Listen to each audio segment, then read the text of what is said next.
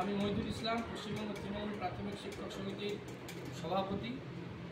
আমার সাথে আছে উজ্জয়িনী, নাসিম, সুদীপ, রাজীব সহ 2017 যারা প্রাক্তন বিচারপতি অভিজিৎ গঙ্গোপাধ্যায়ের উদ্দেশ্য প্রণোদিত রাজনৈতিকভাবে উদ্দেশ্য সিদ্ধি করা যে রায়, সেই রায় অসাংবিধানিক এবং সেই রায়ের ফলে যে চাকরি নিয়ে অনিশ্চয়তা তৈরি হয়েছে।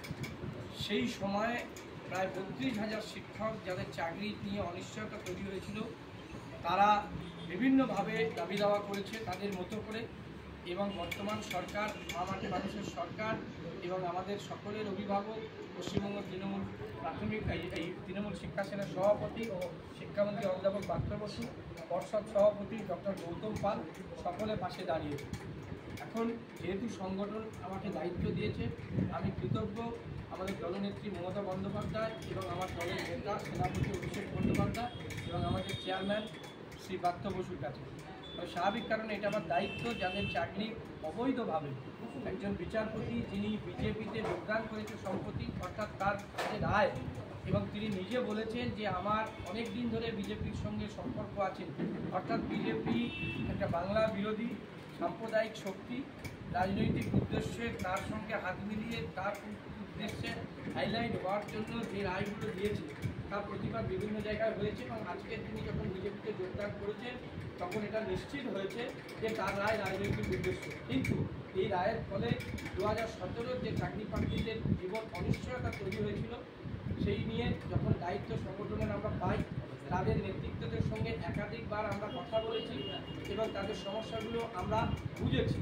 আমরা প্রত্যেকে একত্রিত এবং আমরা বিশ্বাস করি যে সমস্যা, সেই সমস্যা সরকার, বর্তমান সরকার, আমাদের মাননীয় শিক্ষামন্ত্রী এবং আমার মাননীয় মুখ্যমন্ত্রী সেটাকে সফল করতে পারে এবং সেই সমস্যা মেটাতে পারে।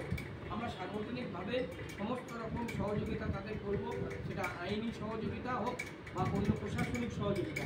কিন্তু এই 32,000 ছেলেমেয়েদের জীবন, তারা আমাদের সাথী, তারা আমাদের কলিগ, তাদের জীবন সুনিশ্চিত করা, তাদের চাকরির নিরাপত্তা সব অন্যান্য সুযোগ সুবিধা প্রদান করা, এটা আমাদের দায়িত্ব।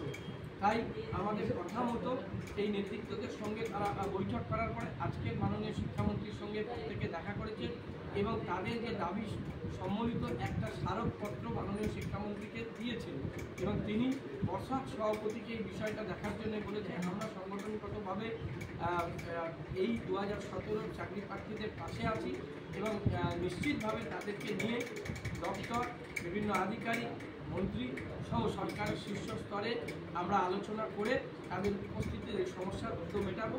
শুধু একটাই কথা, যারা রাজনৈতিক উদ্দেশ্যে রায় দেয়, যারা বিভাজন করে, সেই বাংলা বিরোধী বিভাজনকারীদের বিরুদ্ধে ঐক্যবদ্ধ হোক। নিশ্চিতভাবে গোটা বাংলার সমাজ, শিক্ষা ব্যবস্থা উন্নতির স্বার্থে তৃণমূল প্রাথমিক শিক্ষক সমিতি কাজ করছে এবং আগামী দিনে করবে।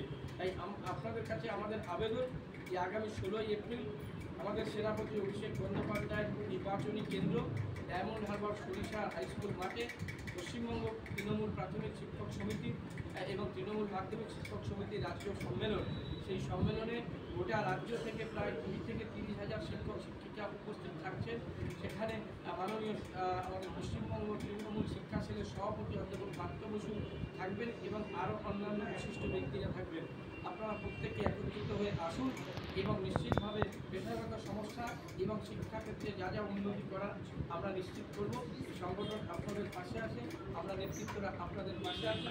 যারা এতদিন ধরে আপনাদের জন্য লড়াই করেছে তাদের প্রত্যেককে আমি সংগ্রামী অভিনন্দন জানাচ্ছি এবং নিশ্চিতভাবে আগামী দিনে তারা আরও আপনাদের দাবির জন্য সরকারের সঙ্গে আমাদের সঙ্গে কথা বলে কাঁধে কাঁধ মিলিয়ে তারা আপনাদের দাবি আদায় করবে। তারা আপনাদের কাছে কিন্তু প্রিয় নিশ্চিতভাবে সারা জীবন সেই পেশাগত সম্মান এবং শিক্ষক শিক্ষিকাদের স্বার্থে কাজ করবে এবং তাদের সেই সুযোগ পশ্চিমবঙ্গ তৃণমূল প্রাথমিক শিক্ষক সমিতি দেবে।